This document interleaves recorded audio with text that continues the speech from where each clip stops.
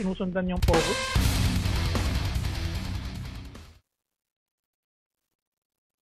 Yan na si Kuya Kai. What's up, Kuya Kai? May mic niya, pare. Oh. Hello. What's up? Hi. Cheers! Happy Friday, pare. Alam mo tong pad na to? Ano to eh, isa to sa rason kung paano tayo magde-develop ng alcoholism eh. Hindi ako umiinom, pero kada nagpapad, napapainom ako. Kaya tutubig ako eh. Tol, isubo mo pare yung mic, hindi kita marinig masyado. Di ba kaya ako nagtutubig. Ilapit mo kaya yung microphone sa'yo, tol. Parang takot na takot ka sa mic ah. Pero matakot tol, hindi ka puputukan niya sa mukha. yun nga yung inaano ko. Yun nga yung kaya ako nakakabahan ako eh. Shot on number na to ah. Ilang percent? 10.5. 10.5? Ogangs Earl eh. Tol. Yan yung sarap na yan. ano eh. Yan yung iniinom ng mga taong yung ano yung hindi mo pwede sabing may personal na problema, meron ka lang talagang problema. Ogangs Earl Ferrochew. Parang ano yan, parang Red Horse na yun, no? Red Horse ilan ba? 8.5. Oh my God, mas malakas pa sa ano? Mas malakas pa sa... Alala ko nung dati, pag uwi ko galing trabaho, bibili na ako ng 1 litrong Red Horse kay Kuya Bebot eh. Tapos tutunggain ko. Tutunggain ko. Yung mga panahon pa rin na hindi mo ma-realize kung paano mo nagagawa ng bata ka. Grabe. Experience mo na yun, kahit papasok ka, tapos totally hangover ka, pero parang lahat okay lang. Yeah, man, shit. Hangover, sabog, diretso trabaho, di ba? Pagdating mo sa trabaho, nandoon ka sa mindset na, siyempre, ginusto mo yan eh. Nagiinom pa habang nagtatrabaho. Ganyan pag nasa ka pa lang, early 20s. Pag nasa late 20s ka na pa, hindi ko na ulitin ito. Kaya ulitin mo pa rin. Pag nasa 40s ka na, mamatay na yata ako.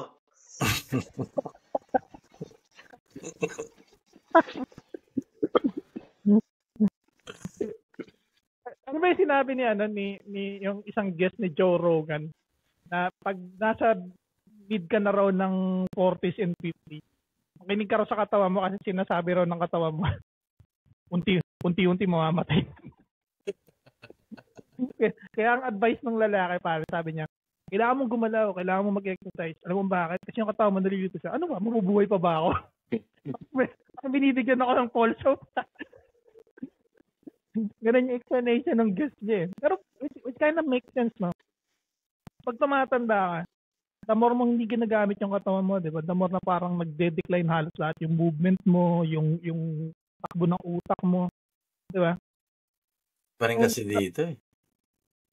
Nanibago talaga ako nung pagdating ko dito. Talaga nanibago ako.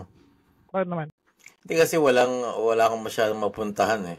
Di ba? Yung mga first time wala kang lisensya. Yeah. Hindi ka makapunta kung saan mo gusto pumunta. Wala nagba-basketball, wala... lahat nasa loob. Nag-record ka na pala. Taga lang, sandali lang. Nag-record ka na pala. Wala napansin. Akala ko nasa pre-game pa rin. Oh! Ano yun? No! Nakailang beer na pa si Kuya Ryan. Welcome sa future ng isa sa mga future ng virtual entertainment. Kwentuhan ako. Andito na naman kami, si Kuya Kai and Kuya Jake. Hindi ko napansin na nag-record na kami, sorry. Kwentuhan na kami. Wala pa sa pod mindset yung utak ko. Ayun ang pinakamalupit na intro. Unexpected. Nag-share lang ako ng mga bagay-bagay na akala ko. Para kwentuhan. Okay, game. Back to the story. Kanina pa game eh. Sorry to cut you, Kai. Ano yung sinasabi mo? Nagulat lang ako. Pag-ending ko ng Denmark, di ba? Nagbago lang ako. Nung laro ng basketball, nagbago ako sa hangin. Parang ang nipis ng hangin dito, di ba? Noong una ko natinga ng Pilipinas, parang nahirapan akong huminga pag tumatakbo ako, man. Parang putangin na. Malamig kasi, no? Dahil siguro sa lamig, no? Oo. Hindi rin kaya elevation ng Denmark kasi dahil kumbaga nasa northern part ng Europe. Nasa mataas tayo. Parang ang thin nung ang nipis ng hangin, ang thin nung air, di ba? Yeah. Pero fresh. Yeah. Diba? Fresh. Yung nipis ng hangin ng Denmark, yung nipis ng ozone layer din ng Denmark. Yung lugar na sobrang ginaw sa winter. Tapos sobrang highest ang rate na magkakaroon ka ng sunburn. Grabe, napaka-ikli ng snow, di ba? Ng winter. I mean, malamig, pero yung snow, 3 beses lang yata nag-snow, no? No, pero pag nandito ka na sa Europe, pag tumagal ka na dito, di ba, meron ka nang alam mo na maramdaman mo sa weather kung parating na yung snow eh. Kasi minsan, ito may kwento ko yun. Dati kaming dalawa ng barkada ko sila yun, nag-yossi kami sa Alsain, di ba? Sa concert nun dati. Tapos may kaibigan si Donna na Pilipina dito, na au pair, nagmamasahe. Kasi yossi sa amin sa labas, sabi niya ganun, lamig naman dito. Sabi ko, pero malalamig pa, parating na yung winter, man. Parating na yung snow. Sabi niya, paano mo na nalalaman? Sabi ni Leo, parating na talaga yung snow. Kasi alam mo yung araw na walang hangin, pero grabe yung lamig, masakit sa daliri. 2 days after to, puta, ang lakas ng snow, man. Parang hangin na nakakasunog ng mukha. Yung tumatagos sa buto yung lamig. Yeah, yung tumatagos sa buto yung masakit sa buto yung Santa's coming. Ibig sabihin, gastusan na naman. Tan-taratan-tan-tan. Sige. Ubusin niya lahat ang pera niyo. Ganon na lang lagi eh. Pero yun nga rin ironic eh. Ang lamig sa winter kasi ang nipis ng hangin. Pagdating ng summer, yung rate na magkaroon ka ng sunburn, sobrang laki. Dahil, parang 30% yata ng ozone layer ng buong Denmark parang totally destroyed. Okay, so sa Denmark lang talaga. Hindi kasi ang paliwanag nila nung panahon daw ng industrialism, walang nagre-regulate ng emission ng mga factories. So lately na lang nila nalaman yung parang side effect nun. Ang tawag pa nila nun pare dati hindi pa climate change, ang tawag pa nila nun yung greenhouse effect. So ngayon nung sinara yung mga factories, parang tinatry nilang mag-repatriate tungkol sa climate, pero parang I don't think na may solution pa eh. Not unless na parang lahat talaga tayo rito magdadrive ng electric car. So, who knows? No. Tesla tayo lahat. Lahat na naka-Tesla. At dahil dyan, ang topic namin ay hobbies. Bigla ang segue. Lupit ng pasok na. Happy? Kasi, lagi akong happy eh. Ang hindi mo natatanong, si Kuya Kai, may kakaibang talent yan. Si Kuya Kai malupit yata. Si Kuya Kai parang si Samurai X to eh. Yung dating batas. Dating batas. Samurai, ganun eh. Alam mo ba yung Kai, Samurai X? Batusay? Yeah, alam mo ba yun? Hindi ka mayan napanood yun eh. Hindi mo napanood. I think magugustuhan mo yan. Ikaw Yan ba si Kenshin? Oo, si Kenshin. Kenshin Minura. Si Kenshin Minura. Lupit yun. Napanood ko ngayon, Bleach eh. Bleach? Yun ang pag-trip mo ngayon? Lately, kasi nasa Disney Plus siya, di ba? 16 seasons na siya. Tapanoorin ko para mahaba-haba. Yun yung sinatawag nilang lifelong project. Dapat yan dinadocument mo para tama. Content na yan, pre. Content na yan. Pero talking about hobbies, mahilig ako mag-drawing, Chong. Oo, yan ang gusto kong ikwento sa'yo, Kuya Jake. Oh? Balita ko nga daw eh. Gawan. Take two. Hindi ko alam kung mag-English ako, magde-Danish o mag-Tagalog. Ano natin, iba-backspace ulit natin. Sige, pare. Tali mo na yan. Ano sabihin ko? Gawa mo na kami ng logo para sa podcast natin. Gumawa ng logo para sa atin. Oo, maganda nga idea yun eh. Diba? Alam mo na yun. Yung may Riz. Namin gumawa ng logo. Kailangan dripping with Riz, okay? Dripping with Riz. Sabi sa akin ni Mika, Tito Jake, you're not dripping with Riz. You're like dripping with grease. So, tinawanan lang ako. Visit na to. Hindi ko naintindihan yan, yung mga salita ng mga bata. Mga CBD toilet, CBD iklanel. Hindi ko naintindihan. CBD toilet. Gusto mo flash kita sa toilet, tangin na lang. Oh my God. Ay, ikaw, Kuya Jake, ano yung mga parang yung mga hobbies na ginawa mo nung dumating ka ng Denmark? Tikol.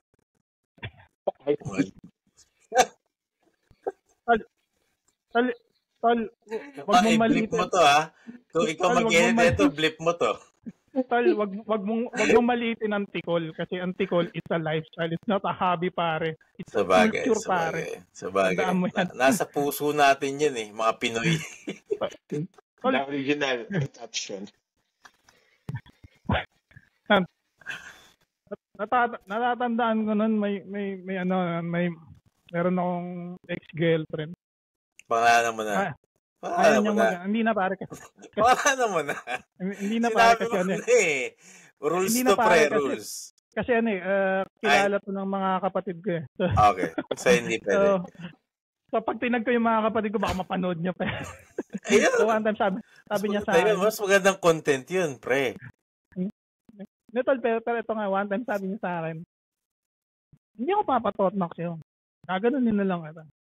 Isip ko puta, kung meron expert dyan, ako yun eh. Who better knows me than me? Anong magagawa ng gano'n mo sa gano'n mo? Walang kwentang offer, pare. Sabi nga ni Joker, you have nothing.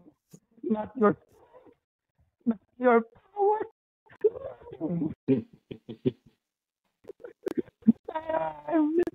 Yun yung parang negotiation na akala mo nasa yung upper hand pero sideways na yung buong negotiation the moment na nag-start ka ng ganon.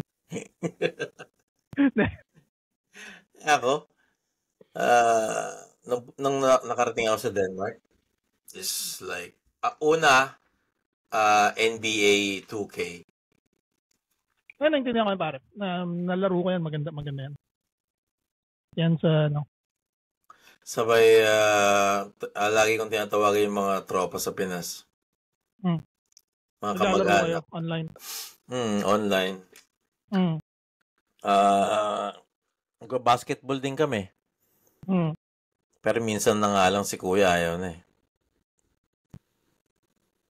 Pero yung pinaka-hobby ko talaga is like, rolling and then cooking. Di ba nag-venture ka rin sa card collect? Yeah. Ano yung mga grail mo, pare? Marvel, DC, Magic, The Gathering? DC cards. Ano siya? DC card siya ng mga DC pero NFT siya. May QR code siya sa likod. Pag in-scan mo yun, pwede mong ilagay sa wallet mo. Paano wallet?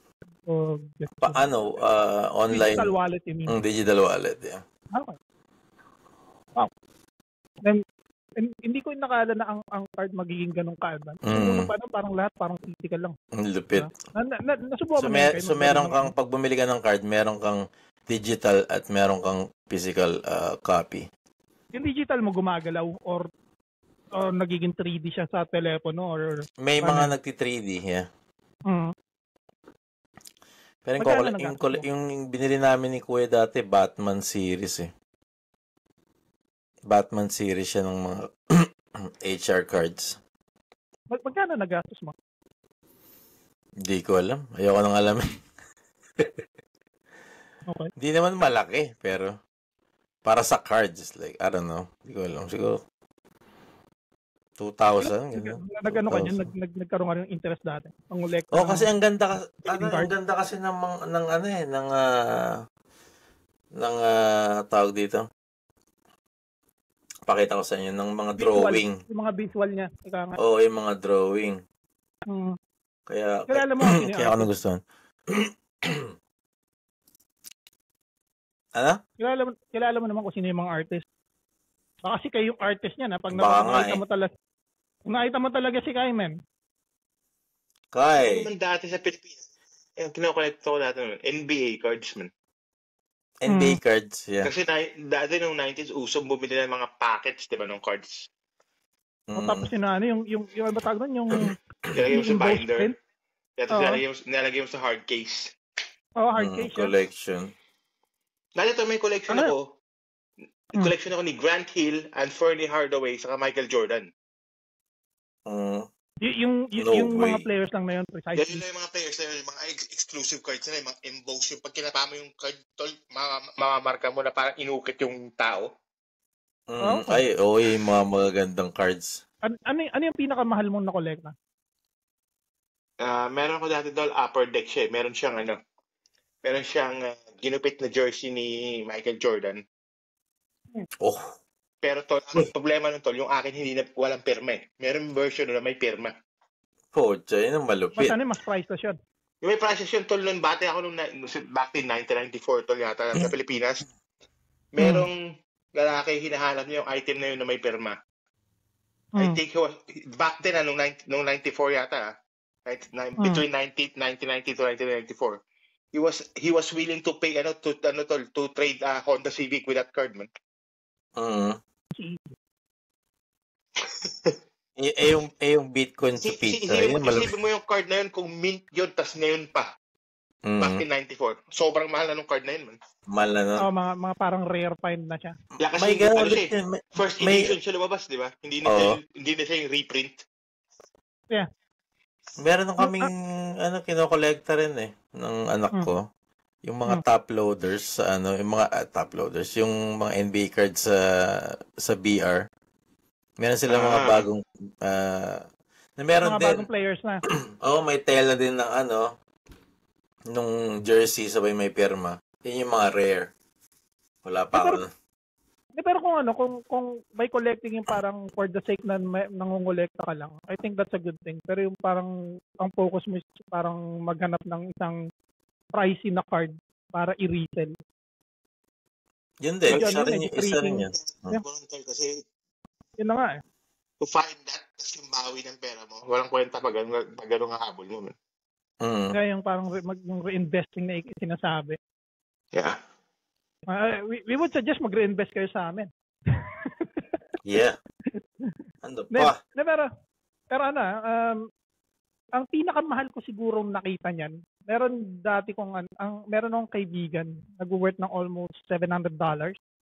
Yung alam mo yung kuha ni Rodman na naka-Superman siya. Superman na dive. Dive niya yung sinesave niya sa Bulls. Tapos naka-emboss yung pagka-print. Nung pina-assess namin, around $700 ang offer. Ewan ko ngayon, magkano na yun, Mahal na nun, pre. Kasi parang ang print lang yata nun, parang more than 20-30 pieces. Tapos nun, 30. Nag-start ako maglaro ng Magic the Gathering. Ay, yeah, mana, tapos gano'n. At one point, kasi meron yung mga first edition, second edition, di ba? At one point, yun ako, kasi nauna akong nagmangolekta Meron akong deck. It's considered a 2.1 na deck tol. Ibig sabihin nun, Chong, yung mga cards ko is either first edition or second edition, di ba? May content third edition. Magic the Gathering. Kasi meron akong mga characters tol na isang mana lang ang kailangan mo to put it down, tapos kaya mo na umattack, man. Oh? Paano ang game ng Magic the Gathering? Nakatrample Parang pa? yung deck Nakatrample itself. pa? Paano ang gaming? Kumbaga yung deck itself, yun yung kumbaga parang basihan ng kung ano yung capability ng pagiging magician mo, pagiging warrior, paano yan? Hindi tol, may mga ano kang mga manas, kunyari pag white mount, para mga mountain plains, gano'n, di ba? Kailangan mo ibaba yun eh. Kasi you're gonna use that to put down another card. Kunyari ba kung creature, makikita mo meron magkano yung cost ng mana niya eh. So parang i-flip mo yung card mo para mababa mo yun sa turn na yun, di ba? Pag yung card na yun, meron silang mga parang special parang attributes. Kunyari ito, may first strike. Ito, may flanking. May mga iba na pwede mo na, normally, ang card mo, na creature mo, or something, di ba? Magagamit mo pa siya ulit i-attack for the next turn. Eh. Pero meron mga ibang exception na the moment mababa mo, kasi may ganito siyang attribute, pwede ko nang umatake kagad, di ba? Yeah. Sabi natin yung damage ng card mo, kakababa mo pa lang, kakakumpisa pa lang ng game. Isang attack, 3. Ang buhay ng isang tao, 20 eh. So 17 ka na lang. Kakakumpisa pa lang ng game nila kasi kaya niyang umatak kagad eh. Ako forest ako eh. Forest gusto ko eh. Tapos meron akong nakalaban yan tol sa amin. Kaya hindi ko matandaan ng pangalan eh. May cards ka pa dyan? May cards ka pa dyan? Wala na akong cards eh. Wala na? Sa Pilipinas yung meron akong nakalala tol. Ang ginagamit niya tol, halo-halo, meron siyang forest, meron siyang water, may fire. Kasi ginagamit yung deck tol, yung may sliver man. Yung may sliver, lahat ng color meron siya. So tuwing ginagamit mo siya tol, kung anong attribute mo ng isa, kumakalat sa lahat, man.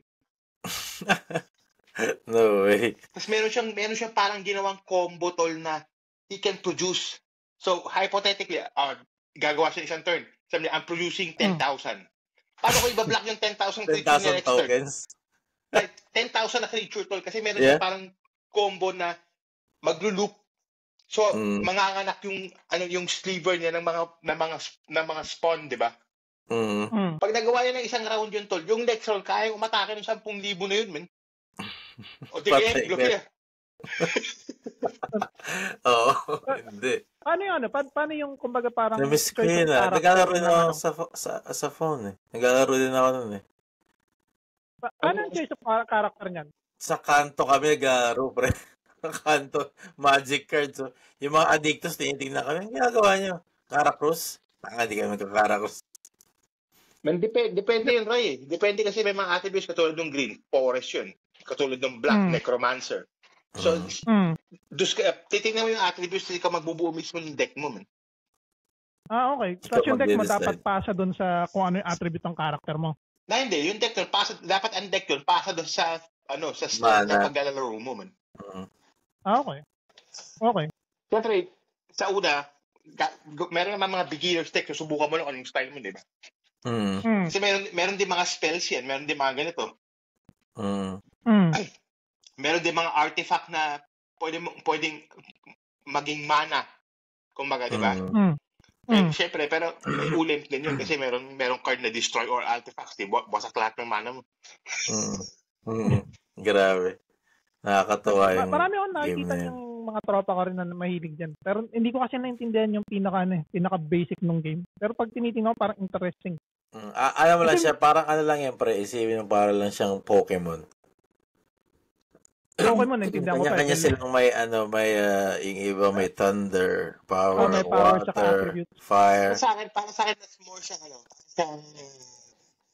Baske si Final Fantasy. Okay. Alam mo, take turns kayo, tapos gumagamit ka ng mana mo, kailangan mo, hindi mo kaya gamitin itong attributes natin kasi kulang ka ng pambanag. Neto, alam mo yun? Yeah, ganun. So, ang diskarte niya parang one attack, tapos depende kung ano. Exactly. Pag turn mo, it's either yung attack or yung draw card or something like that, diba? Okay. So, parang ka naglalaro pa rin ng Warhammer. Yeah, basically, hindi ko nakapagod ng Warhammer. Yung pinakaiba lang, gumagamit kayo ng dice tsaka ng board. Yun lang naman yun. Other than that, parang same concept eh. Yeah. Yung iba, di ba? Yung ba yung nauso niyan nun na mga card fighting game? Yu-Gi-Oh, pare. Hindi ako ng Yu-Gi-Oh. Hindi, parang siyang Pokemon card din, pare. Basically. Yung kuwari meron kang character, tapos may mga certain attack, tapos may mga certain upgrades, ganun. Pero yun nga rin yung nagulat ako nung one time nung naglalakad ako nun sa Mega Mall. Tapos may nagtitrade ng ng Magic the Gathering card. Para 27,000 pesos. Para sa isang card itself lang ang offer. Hindi ko alam totoo eh. Tumitingin ako ng comic book na yung The Crow na comic book. So yung bata parang kinakausap niya yung nagbebenta. Tapos pinakita niya yung card niya. Tapos narinig ko na lang, ano yan, mga around 27,000. Oh my God. Puta, para sa card na yan, 27,000. Naari, pre. Yun din yung yung parang, siguro kung hold-upper ako, parang kailangan mong i-diverse yung portfolio mo eh. Hindi lang pala physical cash at jewelry ang pwede. Pag tumambay ako ng SM, yung mga tao to may tinitrade na more than something na pwede kong pakinabangan. Yeah, pero kailangan yung ibenta ko sa the right buyer. Ganun. Hindi mo makuha yung presyo kung di sa right buyer eh. Siyempre pare, kung hold-upper ako, snatcher ako, sa 27,000, maka 10,000 ako, break even na ako nun. Wala naman ako in-invest. Mabilis na yun. Bitawan sa bandang huli, isipin mo lang, bangalan to, 500, okay na. Takin na to, 500 nga lang, solve na eh. Yung mga ganyan sa Pinas no? Ang gusto mo? Gusto mo cellphone? Gusto mo cellphone? Sige, kuha ka to cellphone. Meron kayang ganun na hold-upper o kaya snatcher na marunong mag-appreciate ng presyo ng mga bagay ba? Para bago niya hold upin. Yung sapatos nito nag-worth to ng mga 27. Kapag nagbasa ko ng mga araw.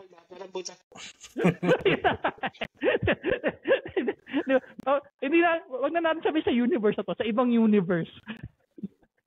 Yung parang nag-speculate siya. Pag hinold up yung t-shirt na to, mga 15,000 eh. Pag sinubasa ko to, mga 9,000 pwede sa akin. Masyadong maraming oras sa kamay niya yung lalaking hold-upper na yun kung gano'n. Pag hold-upper ka, you have all the time in the world. Baka yung hold-upper, taga-call center pa.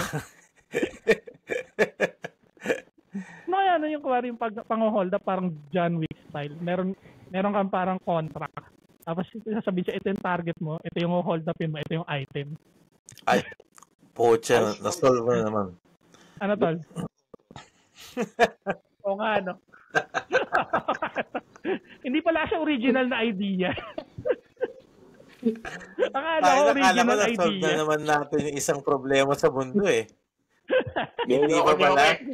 Pambihira. Magsiinom nga muna kayo.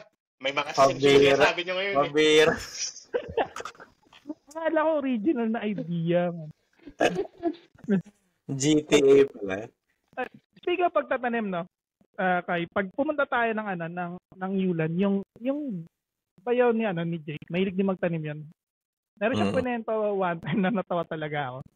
Meron siyang dinisign, para sa bayan yung parang yung ginawa niyang parang mesang gawa sa semento. Tapos paglabas niya ng bintana, sabi, mukhang nitso. Tapos kailangan niyang gibayin na siya mismo natakot. Ano yun? Yung kwento ni paring Dean, sabi niya, binuo ko sementado eh. Pagtingin ko sa bintana, mukhang nitso. Mas kaya ako natakot. Ginibayin na raw. Saan daw? Wala, alam mo yun, yung nag-ano siya, parang gumagawa siya ng parang backyard na halamanan. Tapos meron daw siyang sinemento. Kinento niya yun eh. Hindi ko alam. I guess mas maganda to pag nagpunta tayo ng unit, pakwento natin kay Kuya Dean. Yeah. Masaya. Natawa sa kwento niya, sabi niya. Nung malapitan, sabi niya, nagandahan ako eh. Pagpasok na rin ng bahay, ano yun? Bakit mo kan nito? Gumawa kami ng niyan, kasi isipan namin, gawa kaya tayo ng parang, dito, malaking plant box. Sabi, lagyan natin ng bulaklak. Sa isip-isip namin, ang ganda eh. Nung pagtapos namin gawin, tinitingnan namin mukhang parang libingan ng pusa. Sabi na, ano yan? May picture ako niya lang Ayun ang unang-unang picture ko sa Instagram, pare. Yung bulaklak na yun. Kwento ng kuya din mo, sabi niya, natatakot daw siya pag sumisilip daw siya sa may Baka siguro yun. Mukha raw nito Ito, sigonar pa. Ito, ayun ko makikita. Ito mga ito. Ano mo pare, i-impose mo. Hindi na yung makita masyado. Nalalaki mo? Hindi mo makita? Kaya ko, parang chonky yung itsura eh.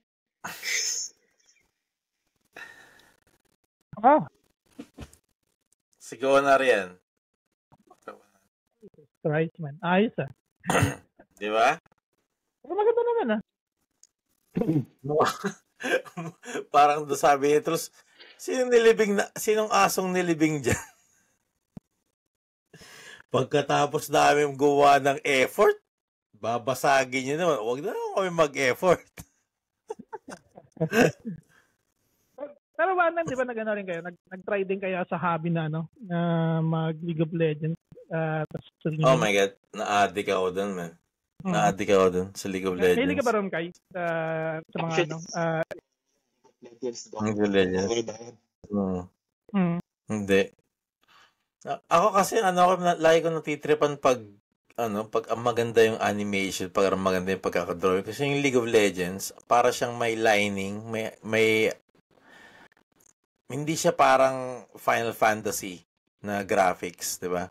Kasi yung League of Legends para siyang para siyang yung may outline siya na black sa character niya. So nagmumukhang anime lalo. Kaya nagugustuhan ko. Maganda siya per se. Ang medyo na-thrown off lang ako sa dating niya. 3D siya, 3D platform siya in a 2D level gaming na pag tinitingnan mo. Kasi pag tinignan mo yung buong parang nakaslant na ganun yung world. Tapos makikita mo na 3D siya kasi slanted yung world, tapos yung takbo ng tao, meron siyang dimension. Pero pag tinignan mo yung buong game, parang siyang 2D platform. 2D lang naman niya. Yung time na nag-gaming ako naman tol, iba naman lalaro ko. Ang mga last time ko, mga huli ko nilaro is Dante's Inferno sa Gran Turismo. Ganda Gran Turismo. Yeah. Nabutan ko na yung after mo matapos yung Dante, yung babae ka naman na angel. Ikaw naman yung angel na babae. Ano yun? Parang hidden character? Yeah, parang hidden character. Pag natapos mo siya, tol, may lalabas na character. Angel siya na babae, pero meron ka na nung lahat ng powers mo, pero almost identical kay Dante, di ba? Hindi ko nakuha yun. Nakuha yun. Diba may dalawang ending yan, yung good tsaka bad ending? Yeah. Gusto ko nilaro, pero never ko nabuksan yung anong game yan? Dante's Inferno. Dante's Inferno. Parang God of War. Yeah, pero tol, yung una ko nalaro yung Chong, doon ako parang tanginang, kung sino man nag-imagine ng impyerno na to, tangina. Is a motherfucking sicko. Yung demonyo na lumalabas sa may tuti. Yeah, tol. Makikita mo minsan, meron dong segment tol na sasakay ka sa malaking demonyo eh. Ganyan kalaki na sa ulo ka niya, di ba? Parang kinokontrol mo siya, di ba? Tataanan mo tol, parang sa sagada. Yung mga kabaong nakastick sa pader. Tapos umuulan ng lava. Pupunta ka sa isang segment na puro bibig na sumusuka ng tao. Alam mo yeah. Yung sabi nila the 7 levels of hell. Yeah, tapos meron doon mga babae na yun yata yung mga babae na nagpa-abort.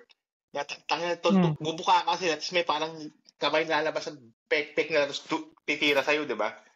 Like and subscribe, guys. Like and subscribe. Ang pinapoint ni Kuya Kai is like sa game ito. Yun, sa game po. Sa game. Kami gumawa ng game. Hindi kami nag-develop. I wish tayo nag-develop na. Yumama na tayo. Oo, di ba? Pero yung reimagining kasi ng hacking slash na yun, yung kasi yung parang yung nagkaroon ng mahabang hayatos ang God of War. Tapos parang para punuan yung market, nakita nila na masyadong mabenta ang hacking slash.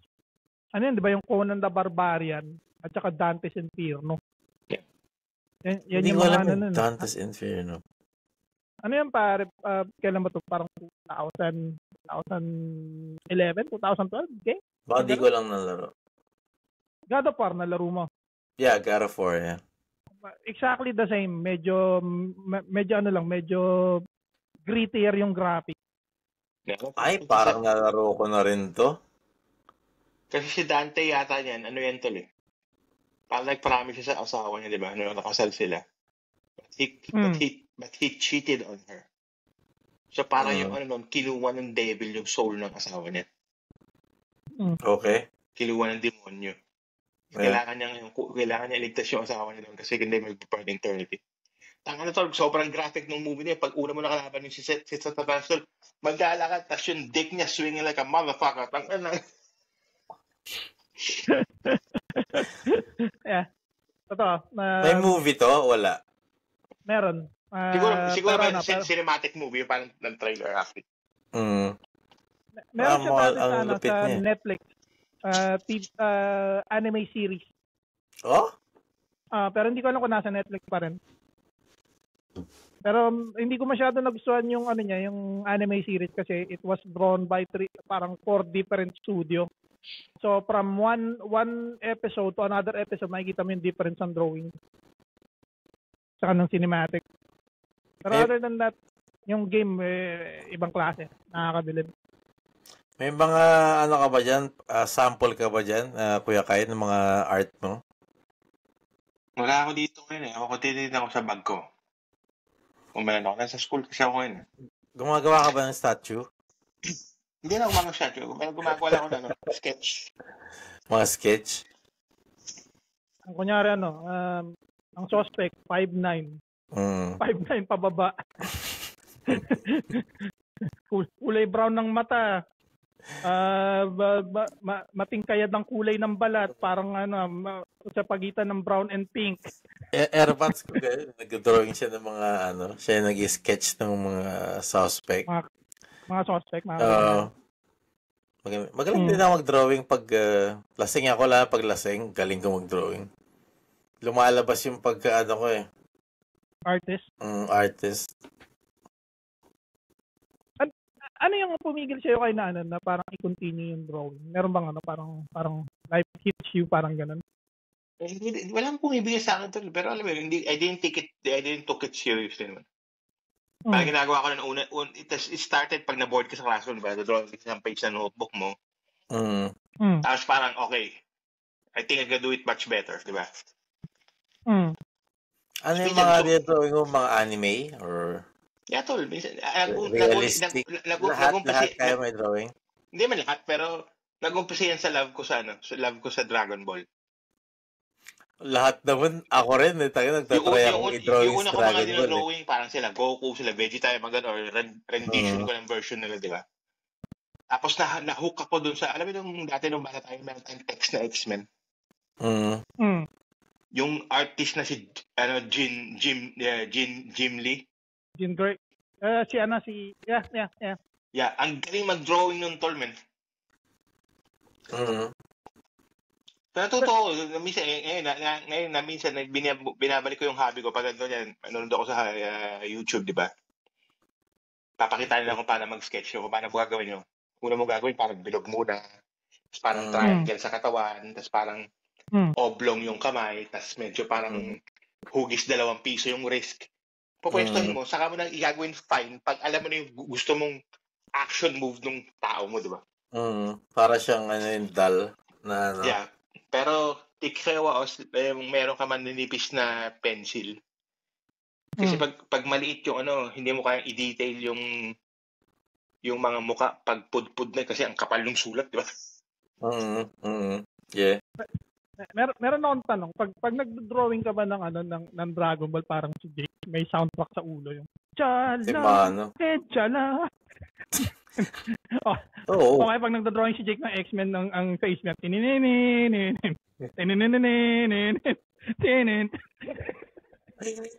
ko talaga. Dad, what are you doing? Hindi ko alam pero Sana maging guest natin si Gerald Juan, yung classmate ko. Pinangalanan ko na, bago ko sabihin yung classmate, pinangalanan ko na si Jello. Ang lupit na ito, high school kami pare, hindi nagdadala ng ng workbook, hindi nagdadala ng book. Isang notebook lang ang dala every day. Puro drawing laman. Pero nakakapasa. Ang galing mag-drawing. Dragon Ball Z, Gundam, lahat. Ang galing niya mag-drawing. Siya nag-drawing ng namin. Binigyan ko siya ng idea. Nung batch t-shirt namin. Anime kaming lahat. Hindi mo anime, yung parang, simpleng comical na print sa likod ng t-shirt namin. Dating parang Shohoku, ganun. Pero maliliit lang na tao, alam mo yun. Nare-represent kaming lahat sa isang klaseng yun. It's so nice, man. Kung sino man merong t-shirt na gano'n, wala na pre. Wala na yung damit kong gano'n. Pero may mga ganun tao no? Yung parang in-depth sila sa hobby nila o sa talent nila. Na at the same time, yung mga bagay na sa isip nila hindi importante, madali rin sila makakatch up. Pero nung kilalang ganyan pare, naalala mo si Paul? Yeah, si Paul. Ganyan si Paul pare.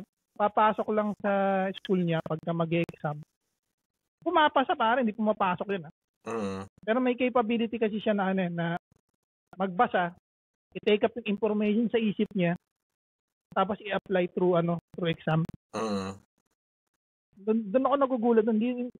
Pumapasa siya. Never siyang bumabagsak. The only time na narinig ko lang siyang bumagsak, tumigil na siyang mag-aral. Hindi na siya pumasok ng eskwelahan. Okay, aming creativity yung creativity ng taong yan. Pero magugulat ka. Yung itsura niya na yun. Kasi, para siyang si Kai. Medyo matangkad ng konti kay Kai. Tapos, siya, naging varsitarian ng school nila. Yun lang ang gusto niya mag-basketball. Pero magaling din siya mag-gitara. Pinag-aral siya ng mother niya ng parang conservatory of music na ang focus gitara. Yung mga tinutugtog niya pare, mga sarsuela, yung walang chord yung parang broken chords. Ang kumakanta yung gitara mo mismo. Nagigitara ba kayo? Dati. Yeah. Alam ko kinakanta mo. Ano tol? Cause I'm living on a jet plane. C-A-G. 3-4 chords lang yun. Tol, classic na kanta yan. Tsaka madali lang, di ba? Madali lang siya. 3 or 4 chords lang siya. Paulit-ulit lang. Yun nga rin, yun lang din yung yung tugtog ko dati. Yan yung cliche ng mga kabinataan sa Pilipinas ng early 90s, yung mga parang heartfelt na kanta pa. Medyo nakakadiri siya pakinggan ngayon pag 40 ka na, pero nung bata ka yan, yung mga parang heartfelt na na sabi mo dun sa chiyo, babalikan kita, alam mo sa isip mo, good luck sa'yo. Hindi niya ba nami-miss yung love letter? Kung sakali, love letter, that was nice. That was a good time. Love letters. Hindi kasi ako marunong magaling gumawa ng love letter. Susulat mo lang naman eh. May talent ka ba ron? Isa ba sa hobby mo gumawa ng love letter? Hindi ko receive. Mixi. Mixi. Ay, putang ina. Mas advanced to. Malapit. Dito mo malalaman tayo. Dito mahihiwalay na tayong dalawa, Jake. Hampas lupa tayo. Wala tayong pera pang kaset. Talaga. Elevated. Rich kid. Rich kid si kayo nung ba? Rich kid. Parang kami ni Ryan yung nasa labas ng subdivision. Tapos si Kai nasa loob. Kuya, huwag niyo pakapasukin yung dalawang babuting yan, ha? Hindi homeowner siya mga yan. Meron bang homeowners na nakatsinelas sa kasando? Yung sando niya mas marami pang butas. Grabe, no? Hindi meron di ba? Yung nga rin yung yung kagaya na lang ni kilala niya ba siya sino ba yung gumanap yung sa The Last Mohican? Saan? Si Daniel Day-Lewis. Yeah. Siya pare, baka kilala mo yun, yung Gangs of New York. Alam mo yung pelikula na yan? The Butcher? The Butcher, yung kay Leonardo DiCaprio. Hindi ko pa. Hindi mo alam yun? Ano yun, pare, one of the greatest actor. Ano, ang tawag sa kanya, method actor. Ano siya? Mayaman na siya, tol. Very successful actor na nanalo ng maraming Academy Award. Ito yung parang medyo bumilib ako sa kanya. Ano talaga siya, pare? Since nung bata siya, parang manual laborer siya. Before siyang gumaling mag-acting. Talagang manual laborer siya. Nung nag-retire siya mag-acting, pare, he took up shoemaking as a hobby. Hanggang ngayon, pare, yun yung ginagawa niya. Gumagawa siya ng mga bota. Yung mga talagang customized sa bota. Which I think parang, ang yaman mo na ba't ka paggagawa ng bota? Kumbaga parang passion niya siguro yung hobby na yun. Meron ba kayong ganun, mga passion talaga? Hindi kayo meron. Kung fulfilling naman para sa'yo, di ba? Bakit hindi? Ako, meron ako nakita lalaki, tol, di ba? Alam mo ginagawa niya? Alam mo yung mga yung mga leather na fedora hats. Ay, putang, maganda yun. Yeah, sa tol, yung mga sombrero na parang sinusot ni Slash dati. Oo, yung matataas na ganun. Yeah, yeah. Pag may time kayo, tingnan nyo yung profile niya, pangalan niya Blade Hats. Blade Hats? Yeah, tapos sa Denmark. Nasa siya. Nakakatawa pa, tol. Di ba yung sombrero, di ba pangat siya? Yung mismong nasa gitna, tol, kaya na ilagyan ng imprint ng bungo.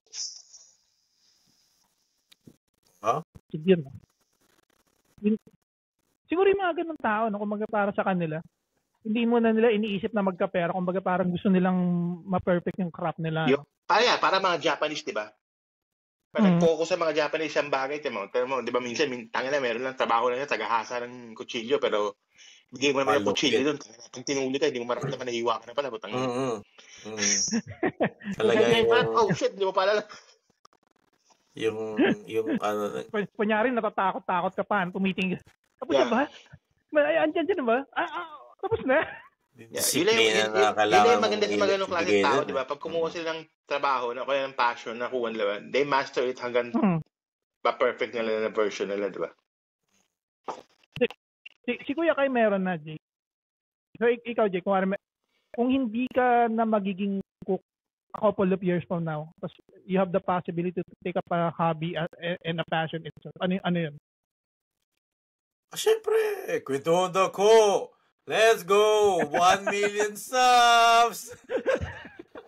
Okay, besides that, yung ano mo yun? Kumbaga parang personal na nagbibigay sa'yo ng satisfaction.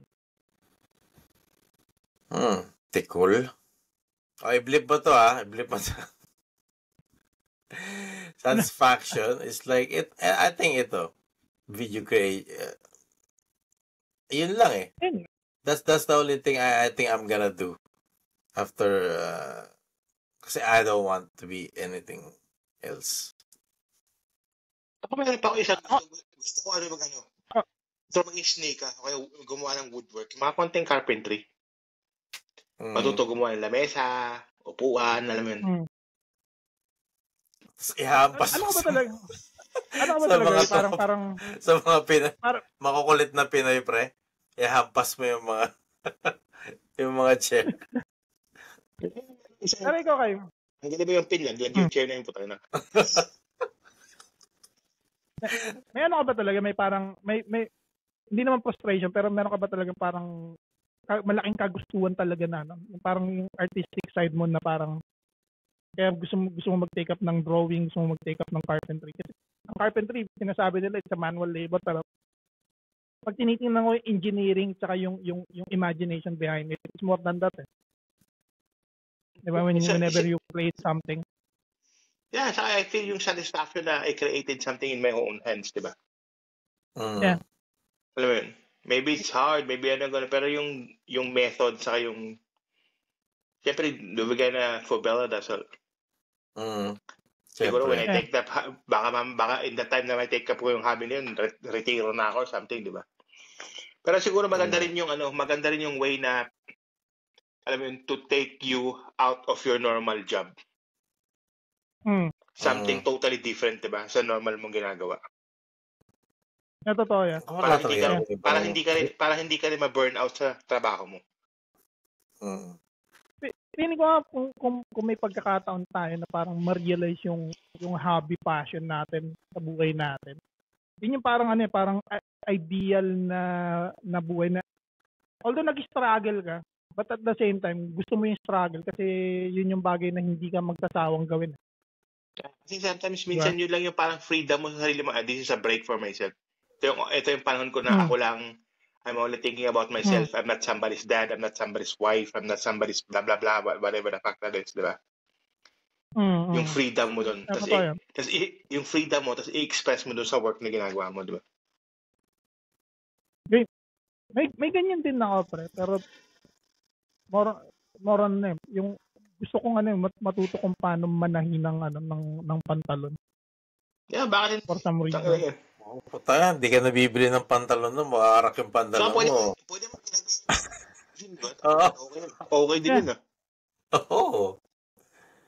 Hindi kasi, di ba, pag bumibili kayo ng pantalon, ano usually binibili nyo? Yung ba yung may parang factory design na fading or yung talagang pure blue denim or pure black denim? Ano yung mga usually mga choices niya? Parang okay, itong pantalon na ta. Ako gusto ko ba? Yeah. Pure black. Tapos meron yung parang, may parang konting fade ng konti. Sa tuhod. Para mag-contrast lang ako. Parang vintage yung dating. Yeah, exactly. Pero, yeah. Mga elephant. Hindi kasi na-discover ko, yung pagaya na lang nung, pag nanood ka ng mga 1970s na pelikula, yung suot nilang mga denim, yung fading nun, natural yun eh. Kumbaga, alam mo para pak mo yung pantalon na yun.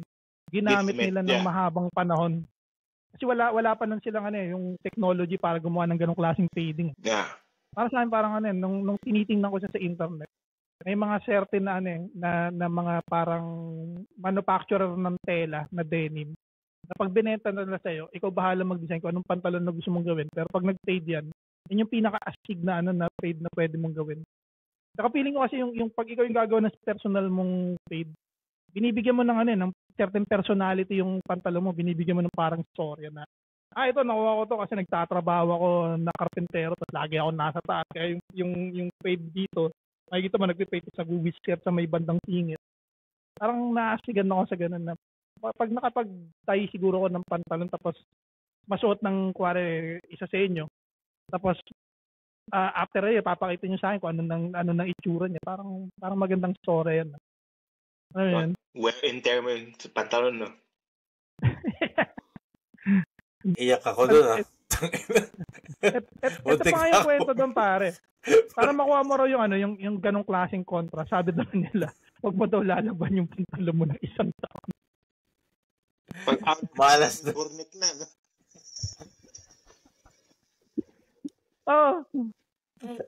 Ang solusyon naman nila, ilagay mo daw sa freezer or ilagay mo sa hanger, ilagay mo lang daw sa labas, pahanginan mo. Yun yung solusyon nila.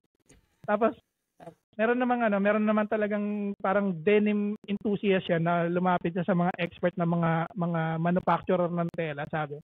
Ang problema raw kasi pag isang taon mong hindi nilaban yung denim mo, yung wear and tear mas mabilis. Hindi kagaya ng mga denim na nilalaban constantly, mas medyo tumitibay siya ng konti. Dahil parang kumukunat daw yung kasi gawa kasi sa cotton ng 100% cotton ng totoong denim. Pero lately, hindi na ako bumibili ng pure denim na pantalon. Binibili ko yung stretch. Ako rin. Bakit naman? Gusto ko yung may konting give tall yung nauunat siya ng konti. Hindi na ako nagmamaong for comfort? Yeah, tol. For comfort. Saka tol, nararamdaman ko pag kunyari, bumababa ako, may dadamputin ako, diba? Normally, pag yung pantalon ko, walang stretch. Sa ipondilyo, lagi siya napupunit, man. Okay. Kasi nauunat yung stretch pag walang stretch. Ngayon tol, may konting give, so then try ka. Kasi meron siyang konting spandex. Dapat sa'yo, pare, raw denim. Yung mga bumibigat na mga 2.5 kilos. Yung nga lang, hindi ko alam kung paano ko makita. Utang ina. Pantalon pa yan, nagtagtimbang na, hindi na makakatakbo niyan. meron ako nakita first ever in history. Hindi siya yung parang hindi siya parang novelty na item, kundi ginawa talaga siya. Pero isang pares lang siya kasi sumuko yung machine na gumawa. Ang sabi parang 40 ounce denim, bumibigat ng around almost 4 kilos. Tapos ang break-in niya para lumambot siya is around parang 2 months mo susutin sa site. Kung kinakailangan daw matulog ka kasama ng denim para lumambot, matulog ka kasama ng denim. Hindi na ako naggaganyan. Gusto ko lang yung maong, mga ganyan, hindi na. Gusto ko lang yung mga black na hindi siya maong, yung parang lang jogging siya. Pants. Ganun. Hindi jogging pants, yung parang khaki. Oo, yung mga ganun lang yan. Kasi pag andito na naman itong makulit natin. Kasi pag umilad kasi edad natin, we are not more into parang aesthetic, parang importante pa rin ang comfort eh. For baby instance, binago ko sa akin, I don't buy loose pants anymore. Ano yung parang go-to brand mo, pare? Wala akong go-to brand. I stopped going after brands. Basta comfy siya sa akin, saka affordable, I go for it. Okay. Well, hindi pa. Make sense. Hindi pa ngayon. Iniulun pa ako. Siguro bang babago yun pag kumita na ako ng mayos. Pero right now to, wala akong, yung binibili ako ng damit, wala akong problema eh. Maganda yung mga box na nakukuha ko. May stretch. Nung bata ba kayo, nagkaroon ba kayo ng parang hobby na sana hindi nyo na tinake up ever? Parang nagsisi kayo, pare. Na hobby? Mahirap pa yung magsisi pag hobby mo, pre. Parang wala namang kapupuntahan to eh. Parang ganun. Bilyar. Oy. Bilyar, kinalimutan ko. Pero masaya kasi pag mga tropa, di ba? Nag-bilyar ko hindi naman for hobby, for socializing. Yeah. Sana naman may chick kang gusto i-impress, di ba? Siyempre. Tatayo kang gano'n, wala kang pera, high school eh. Tatabi ka sa lamesang may mga beer, gaganyan, sabay, kakaway ka sa mga chicks, Malapit na yun. Pero magaling ka magbilyar, pare.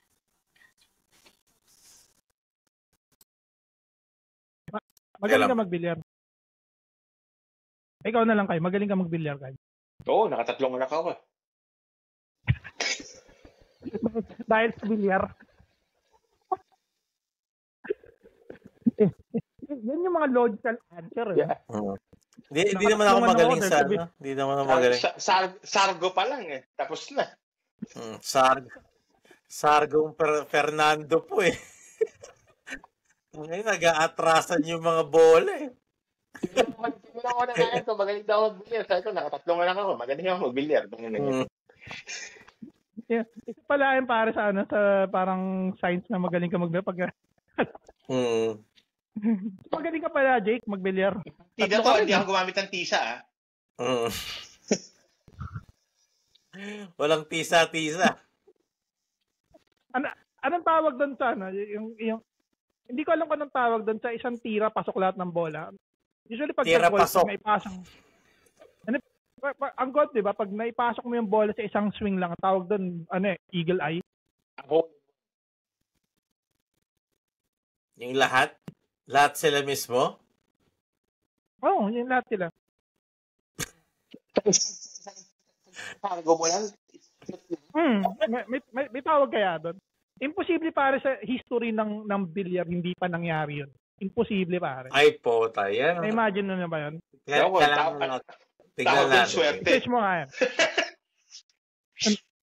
Pero ano nga tawag doon? Yung professional game na bilyar, anong tawag doon? Super break? Super break. Wala pa na rin na may tawag sila ron. The Efren. Holy shit, you just made it the Efren, man. Imposible para sa history ng bilyar na hindi nangyari yan. Kaya lang sa 9 balls. Kahit hindi lang 9 volts, sabi mo meron meron 10 pare, 10. Oh. Ano tawag doon? 90-10. 7. Wala nakalagay eh. Pero walang nakalagay kung anong tawag. Golden break. Ganyan, golden break. Golden break ang tawag. So, hindi pala super break. May tawag pala sila, pare. Ayan nakalagay eh. Pero pag sumut lahat ng bola, so, amazing full break. Cute, ang tawag doon talo. Loose. Panalo ka na, shoot pa yung cute. So, pare, golden break, tapos may question mark. Golden break? Yun siguro. Kasi imposible talaga pare na sa history ng bilyar hindi nangyari yun. Yung tumira ka isang beses, pumasok lahat ng bola. Ito hindi professional yung mga laro-laro lang. Yeah, tama, chamba lang nung araw na yun, diba? Yung chamba lang nung araw na yun. Imposible hindi nangyari yun. Search natin yan, pre, ha? Kung magalala. Sa dami ng coincidences sa mundo. Meron nga ako napanood, babae. Naglalakad siya, papunta sa kotse niya. Hindi siya naglalakad pare doon sa ano ba tawag doon sa photo? Ano ba Tagalog ng photo? Sidewalk. Hindi siya naglalakad sa sidewalk. Tapos may kotse sa likuran niya, pre. Ang bilis. Puta, binangga yung likod ng kotse niya. Nag-swing sa left side. Na-miss lang siya ng almost parang ganito kalaki. As in ganito kalaki, pare. Na-miss siya ng ganito kalaki. Pabukas siya ng pinto, Maski ako nung napanood yun, nasyak ako, man. Putang ng ang coincidence sa mundo talaga napaka-random, man. Parang hindi mo pwede sabihin na sunerte ko, coincidentally lang na hindi ka na tinamahan. Gumanap. Oo lang yan. Pero hindi pa siguro nangyari yun. Yung alin? Yung buong sa... Recorded. Wala pa naman tayo. Pero tama si Ryan. Sa lahat ng daming tao naglalaro ng bilyar sa buong mundo. Imposible hindi nangyari yun. Yeah. Yung mathematical chance na hindi nangyari, this fucking, I don't believe it. Pero it happened once. At least once. Tapos hindi nila naisulat kung hindi rin sila naka-invento ng salita. Ano tawag natin doon? Yung mga tropa mo, bumili ng alak. Di ba? Pagbalik nila, saan na? Tangina pre, napasok ko lahat ng bola. Tangina mo, sabog ka na naman. Gago. Yeah, we. Mukha mo yung pinaglolo ko, Berto. Yun na yung pinagtalunan nila. Ano kayo tawag natin? Itatawag natin doon. Wala bang pre nangyari? Kuha nga ako ng drinks, naingit ako sa inyo eh. Yeah, no problem. Antayin ka namin, sige pre. We'll wait. Well, nasa number 3 na ako. Hindi ko ini-encourage at hindi rin hindi namin parang pinupush yung mga tao na uminom. Pero at the same time, tinotolerate. Kung sino uminom kayo. Yeah, babalik tayo dun sa hobby pare na round 2. Mabalik tayo dun pare sa paborito ko rin yan pre. Yan yung one of the most swabbiest beer na natikmang ko, men. Pero mabalik tayo dun pare sa ano yan tol? Yung dinala mong beer nung Pasko. Yun, masarap yun. I like that. Alam mo kung saan siya malapit, pre? Hindi ko alam kung natatanda mo pa yung lasa ng San Miguel, pero malapit siya doon. Yeah, yung Royal, Unipoig. Sarap doon dito. May pagka-pills. Na-enjoy ko yun dito nung naiwan na half na case. Putang na. Yung pagka-pills niya, pare. Parang San Miguel yung lasa. Ibang klase. Ano yung tatanong mo sa akin, Chong? Yung hobby na pinagsisihan mo, pre. Si Jake Villarto. Hobby na pinagsisihan ko? Ay, yung pang-sating mo na, wala namang mangyayari kapag ginawa-gawa na. Di ba kasi parang ang hobby nagsisimula yan sa interest, nagiging obsession. Yeah. Siguro yung, ako ko, habit wala naman siguro talaga akong, na hobby na talaga siguro iba ang time natuto ako slot machine. Oh, shit. Diba? At merong maiksing parte ng buhay ko na dati tumatambay ako dun para pampalipas oras, diba? Tapos parang naging masaya. Tapos dumating sa point na parang, pero madali kong nakita na itong mga domain na to, di Chepa at Mulipeng. Kasi meron ko nakita minsan, sumisigaw, kalahati ng sweldo ko, wala na. Bitsel hus lang, hindi pa rin nakakabayad ng renta ng bahay, pero half ng sweldo niya, ubus na. Parang, what the fuck, man? Slot machine lang. Chong, paano ko naman mag-slot machine? Ako, minabudget ko yung sarili ko, 200. Lalagay ko sa machine yung 200, di ba? O, pag siyempre may mananalo ka, so mabawi mo yung token mo, di ba? So, pag nakuha ko ng 200 ko, pag nanalo ko, minsan nakangat ako ng 800, i-withdraw ko ulit yung 200, bubulsa ko na ulit, di ba? Kung matalo na ako doon, wala na akong di ba?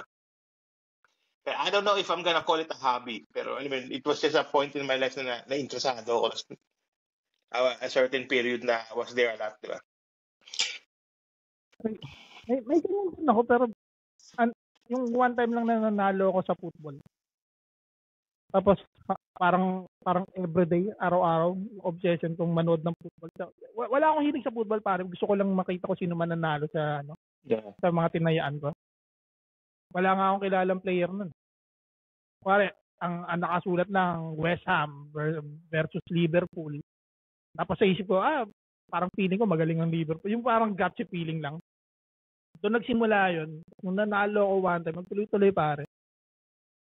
Nandiyan na yung minsan makikinig ako sa kwento ng mga katrabaho ko na tungkol sa football. Na itong team na to mahusay ko, itong team na to. Sa araw-araw, tumataya na ako. Sa pansin ko parang, ano itong ginagawa ko? May nag-speculate ako masyado sa bagay na kung tutusin, hindi naman ganun ka-proof. Mas marami akong tinalo kumpara sa pinanalo. One time nanalo ako pare ng around 8,000 kroner. Sa isang laro. Kasi hindi na naulit. Siguro kung susumahin ko, mas malaki pa yung natalo ko. Shit, yan talaga. Para doon sa 9,000 kroner na yun. Pero kung puputol-putulin ko yun. Come to think of it, siguro pangongolekt ako ng Jordan shoes. That was one, I'm regretting it now. Isa rin ako dyan, pare. Parang... Kasi, looking back, naka-tenga. Tapos last time bumili ako ng Jordan 11 no 2016 ba 17? Hindi ko rin nagamit. Naka-tenga lang din. So, alam mo yun, parang, what the fuck am I doing with... Diba? Ang hate ko dyan, pare, alam mo yung high na, habang hindi mo pa siya nakukuha, gusto mo. Naka-up pa yung adrenaline mo eh. Pero pag nakuha mo na siya, you hate yourself. Kailangan mo ulit maghanap ng isa pa eh.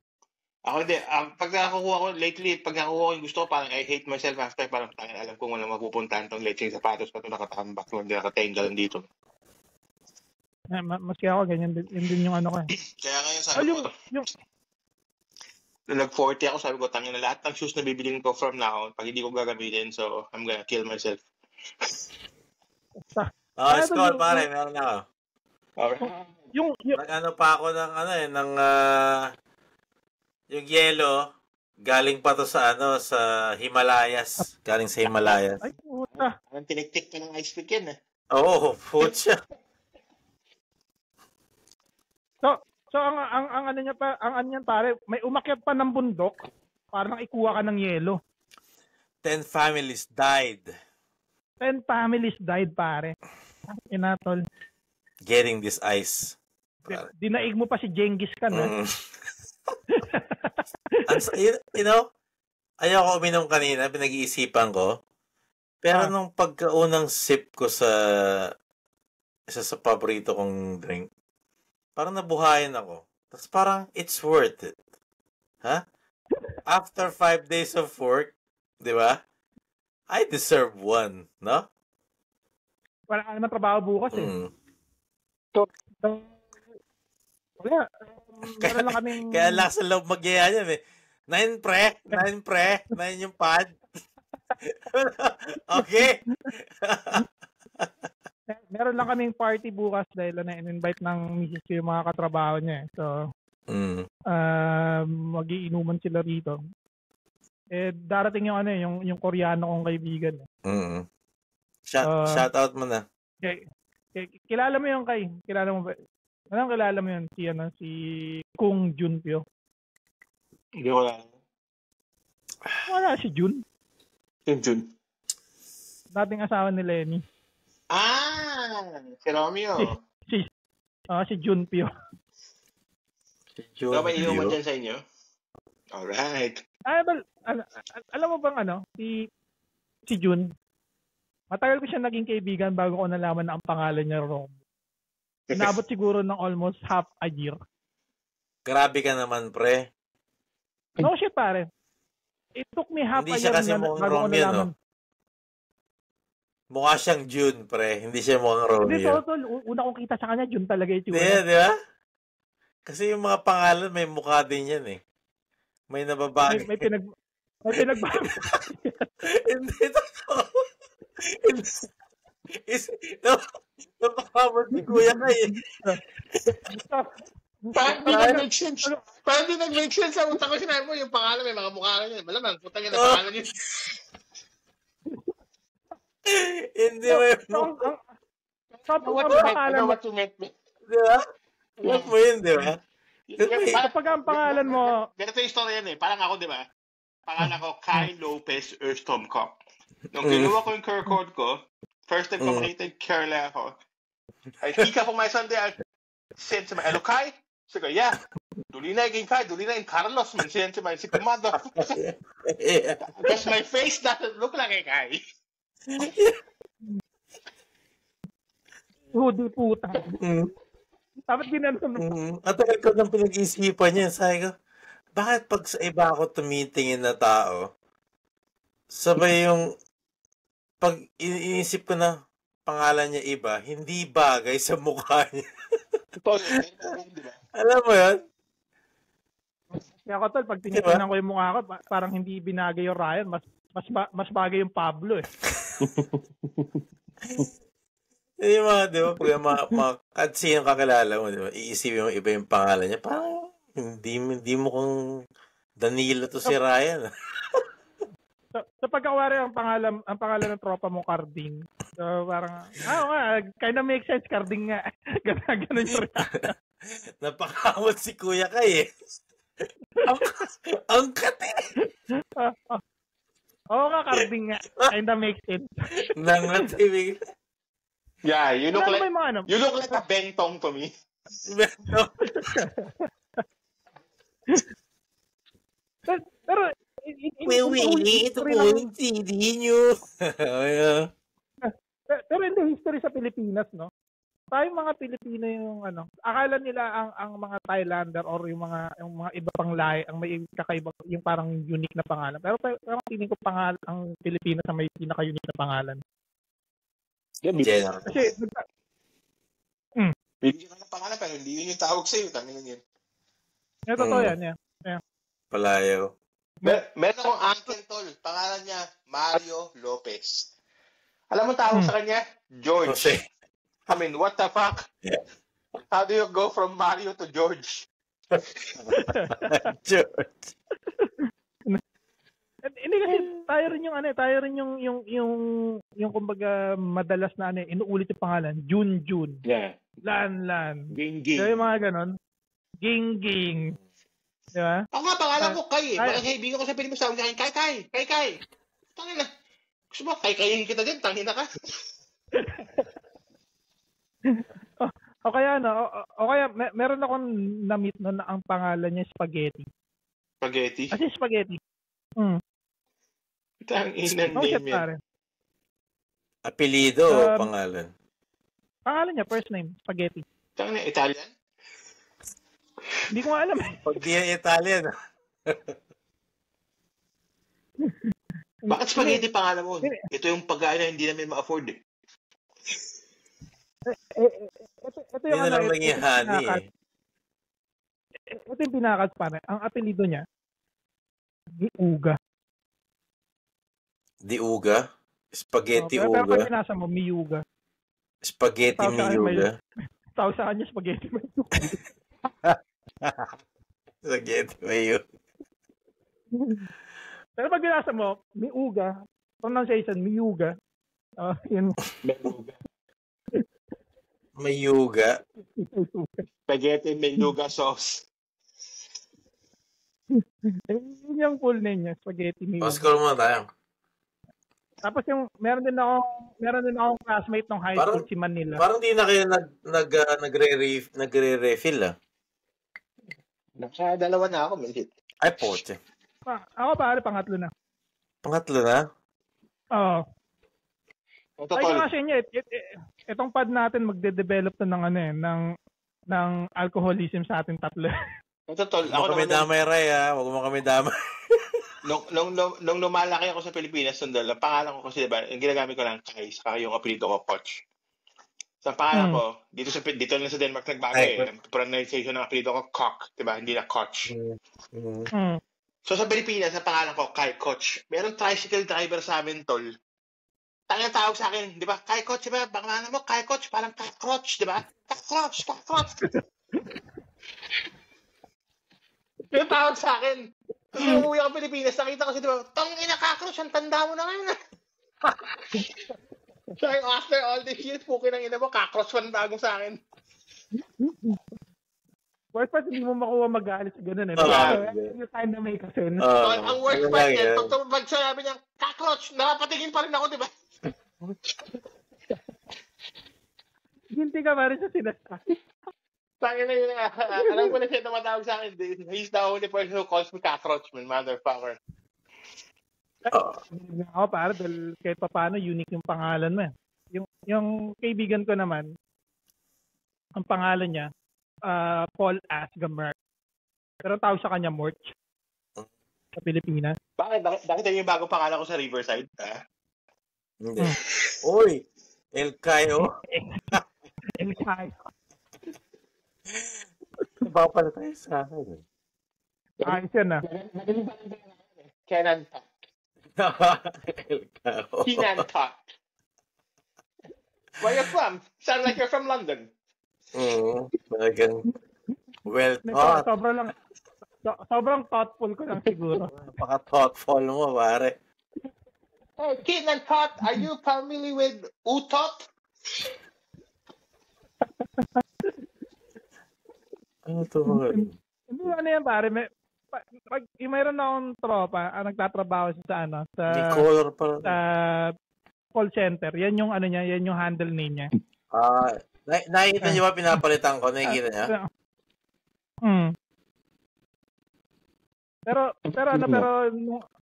yung pangalan, nakikita niyo hindi? Yeah. May highlight na ngayon, di ba? Ito clean. Ito. Nalawa ko, nasa phone ako, mas makikita mo mag-computer. Pero kasi yun nagustuhan ko lang kasi yung mga ano niya, yung mga customer niya, hindi nila nakakatch yung yung humor sa ginagamit niyang handle name. Yung kumbaga pag may tatawag, good morning sir, this is Kenan Tot speaking, how may I help you today? Parang ganun, di ba? Did you say your name is Kenan? And your surname is Tot? Yes, sir. Hindi nila makatch yung para sa kanya parang personal joke niya yun Parang bilis kong tinungga yung drinks ko. Mga kaibigan, lumalagpas isang oras na tayo, hindi pa lumalabas si Joe Negativo. Oh my God, Jacob. Oo nga, no? Pinaalala mo. Balita ako kasi si Joe Negativo is nasa hiatus muna siya. Nag-ferry ferry? Ano pare, nag-iipon siya ng mga content and material. Nag-iipon ng hate? Nag-iipon ng hate? Nag-iipon muna ng hate sa katawan, no? Kumbaga, iniipon niya muna lahat ng bagay na kung saan siya nawiwindang. Tagal ng podcast natin ito. Ito yung pinakamatagal na podcast natin through... We are now on parang an hour and a half. Hate man namin umalis, but we have to. Dahil this pod's about to get a bit longer. So ito si Kuya Jake to sign us out, Kuya Jake. Para sa mga betlog na tropa namin sa Pinas. Bago na kayo. Betlog. Mag-subscribe kayo at mag-like kayo. Like and subscribe. Yeah. It's not personal. Si Jake lang may sabi nun. Hindi nang galing sa akin, hindi nang galing kay Kai. Si Jake lang yun eh. Kung sino man tatapunan na. Subscribe sa atin dito mga tao, mga kanivel din natin, di ba? Sana may makakita ng isang sana may makakita sa ating isang nagpa-podcast din sa Denmark para baka mayroong isa, no? Malay natin. Actually, pare, maswerte tayo kasi ang podcasting, hindi siya miyembro ng KBP. Miyembro tayo ng KBP, pare, puta, tapos kahit sabihin mo, meron ka lang 5 na nanonood. Automatic, pare, isa-summon ka, kailangan mong pumunta sa kanila, magbabayad ka ng fine pag na-find out nila na ang ina-accuse nila sa inyo is parang immoral. Okay na yun. Can you imagine, pare, i-judge ka sa harap ng 3 matatanda at isang pare dahil may sinabi ka lang na kung tutusin, ginagamit naman natin sa pang-araw-araw nating buhay. That's dumb. Mga mawala na magawa sa buhay nila. Imagine mo, pare, yung mga gumagawa ng mga TV shows, gaano kahirap sa kanila na i-filter yung mga bagay-bagay. And to make everything parang entertaining. Kaya nga feeling ko pag tinignan mo yung entertainment business sa Pilipinas, parang masyado nang washed down kasi nagpe-pretend pa rin tayo na may highest moral tayo, which I don't know, maybe I'm wrong. Sensitibo ang tao ngayon, tol. Content topic lang. Nawala na yung sense of humor. You don't have to take everything seriously, man. Yun na nga, pare. Diba? Nagbabarilan na nga sa Ukraine. Pasalamat ka, hindi ka kasali. Yeah. yun. Kung titignan mo naman yung content ng mga videos natin is just for fun, di ba? Mga opinion lang natin to. We're not hurting anyone. We're not, di ba? Pero, hindi mo pa rin maiwasan. May mga tao, may mga ma-offend or something like that. At dahil hindi tayo member ng KBP, pakyo kayo kapisanan ng broadcasting ng Pilipinas. Oh my God. Like, subscribe, guys. Pagpasensyahan niyo na po si Joe Negativo. Biglang nakiliti yung tumbong ni gumanon eh. Sana, hindi ko na kaya to. Super science na. Takina, level 88 kagad. Akala ko matutulog na, lalabas din pala kahit konti. Okay, buti naman napadalo si Joe Negativo. Pero this was a nice pod and gusto kong pasalamatan ulit si Kuya Kai and si Kuya Jake for doing this. And Kuya Jake, ano ba yung sinasabi natin? The kwentuhan is? Over. See you guys in the next pod, yo. This is